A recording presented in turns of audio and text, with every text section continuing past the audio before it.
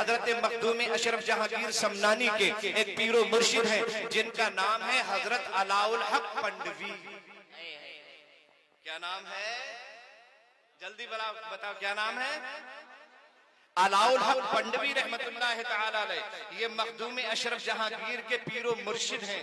पंडवा बंगाल में एक जगह का नाम है, वहां उनका मज़ार मुक़द्दस है जो मरजाए खलाइक बना हुआ है। हजरत मखदूम अशरफ जहांगीर रहमतुल्लाह तआला अलैह के पीरो मुर्शिद हजरत अलाउल हक पंडवी रहमतुल्लाह तआला अलैह, जब आपकी मुबारक शादी हुई, शादी के बाद आपकी कोई औलाद नहीं हुई, कई साल तक कोई औलाद आपके घर में नहीं हुई। मोहतरमा एक दिन अपने शेख से कहने लगी, अपने शौहरे नामदार से कहने लगी, हुजूर मैं देखती हूँ कि आपकी बारगाह में लोग रोते हुए आते हैं तो हंसते हुए जाते हैं, परेशान हाल आते हैं, परेशानियां दूर हो जाती हैं। लोग आपकी बारगाह में गरीब आते हैं, आप दुआ कर देते हैं तो अमीर हो जाते हैं। हुजूर आपकी बारगाह में लोग लंगड़ाते हुए आते हैं, सही होके जाते हैं। आप जो चाहते हैं वो अपनी दुआओं से कर देते हैं। हुजूर बे औलाद अगर कोई आपकी बारगाह में आता है तो वो साहिब औलाद बन करके जाता है। कहना क्या चाहती हो, मतलब क्या है तुम्हारा? कहने लगी, हुजूर मामला ये है कि मेरे घर में भी तो अब तक कोई औलाद नहीं हुई, मेरी कोख भी तो सूनी है, मेरी गोद में भी तो अब तक कोई बच्चा नहीं आया। हुजूर आपका कोई बेटा, कोई बेटी, कोई शहजादा अब तक नहीं आया, मैं भी तो बे औलाद हूँ। अल्लाह के इस वली ने, अलाउल हक पंडवी ने अपनी आंखें बंद की और लौह महफूज पे अपनी बीवी की तकदीर को पढ़ा और तकदीर पढ़ने के बाद इरशाद फरमाया, तुम्हारी तकदीर में कोई बच्चा है ही नहीं। पढ़ गई, थोड़े दिन खामोश रही, उसके थोड़े दिन के बाद कहने लगी कि हुजूर मेरी तकदीर में भी मुझे भी कोई बच्चा इनायत फरमा दे। सारे लोग फैज़याब हो रहे हैं, मैं घर में हूँ, आपकी खिदमत करती हूँ, आपका कपड़ा धोती हूँ, हुजूर आपके नहाने के लिए पानी रखती हूँ, सरकार आपके नाश्ते का इंतजाम करती हूँ, आपकी खादिमा, आपकी गुलाम, मुझे भी कोई बच्चा, तुम्हारी तकदीर में कोई औलाद है ही नहीं। समझे? 3 मरतबा जब ये कहा तुम्हारी तकदीर में कोई औलाद नहीं है, तो बीवी ने फिर अपने अंदाज बदले और अंदाज बदलने के बाद कहने लगी, हुजूर ये तो ठीक है मेरी तकदीर में नहीं है, अगर मेरी तकदीर में औलाद नहीं है तो नहीं मिल रही है मुझे, तकदीर में होता तो मुझे खुद ही मिल जाता, मैं आपसे क्यों कहती?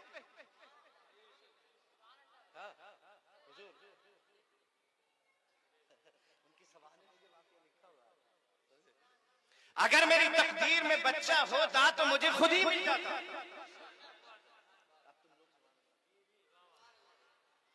आपसे कहलवाने की जरूरत क्या थी? तकदीर में नहीं है इसलिए तो कहलवा रही हूं। अल्लाह अल्लाह वालों की दुआओं से तकदीरें बदल देता है।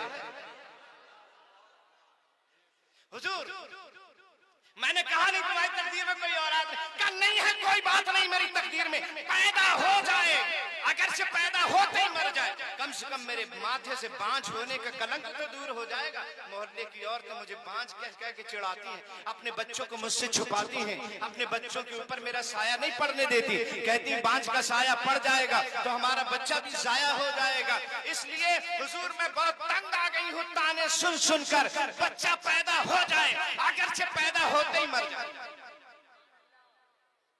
अगरचे पैदा होते ही, जल्दी बोलो, बच्चा पैदा हो जाए चाहे पैदा होते ही मरे। का अच्छा ये बात है, तो हाथ उठाए बारगाह मौला में, या अल्लाह इसे बच्चा इनायत कर दे, अगरचे पैदा होते ही मर जाए। बस दुआ की, बाबे इजाजत से दुआ टकराई, मकबूल हुई, उम्मीद जाहिर हो गई।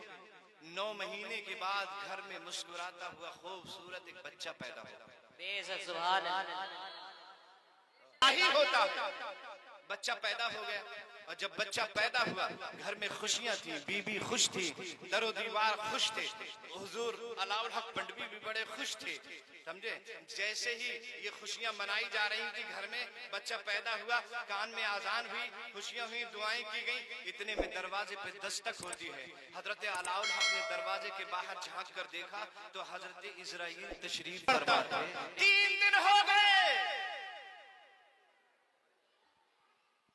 फातिमा जहरा और शहंशाह कौनैन एक हुजरे में है। फातिमा अपने अब्बा की खिदमत कर रही है, नबी दो जहां की खिदमत कर रही है। दरवाजे पे दस्तक होती है, अंदर कोई है? का आज मुलाकात नहीं हो सकती, दूसरा दिन हुआ, फिर दरवाजे पे दस्तक हुई, है आज मुलाकात नहीं हो सकती। तीसरा दिन मुलाकात करना है, आज मुलाकात नहीं हो सकती। आका फरमाते हैं फातिमा पर्दा कर लो और आप तशरीफ ले जाइए, पर्दे में जाइए। कहा या रसूल अल्लाह ये 3 दिन से रोज आता है और रोजाना मुलाकात की बात करता है। कहा फातिमा तुम जानती हो 3 दिन से कौन आता है? ये फरिश्तों के सरदार हैं।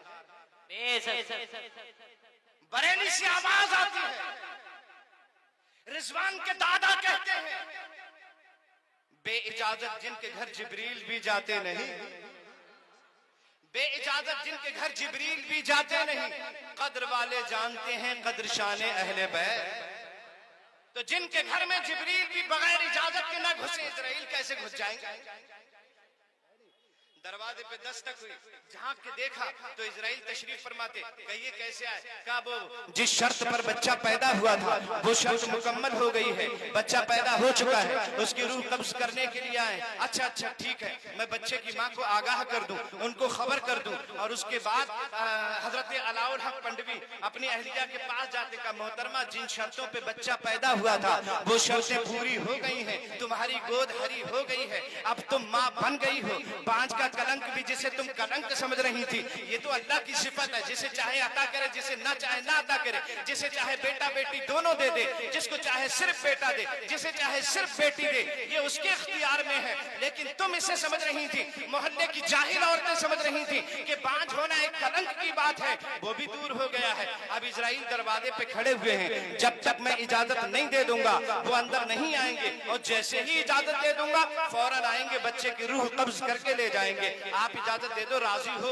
मोहतरमा की आंखें फटी की फटी रह गई। अपने शौहर नामदार के चेहरे को देखकर कहने लगी हुजूर इजराइल तो बगैर पूछे आपसे आ ही नहीं सकते और बिना पूछे ले जा ही नहीं सकते, तो आप इतना करिए, कम से कम जाकर उनसे ये कह दीजिए अभी तो पैदा हुआ है, अभी छोटा है, अभी कान में आजान हुई है, अभी नन्ना बच्चा है, अभी घर में खुशियां हैं, जाके कह दीजिए कम से कम छठी छिल्ला तो हो जाए, कम से कम छठी छिल्ला तो हो जाए।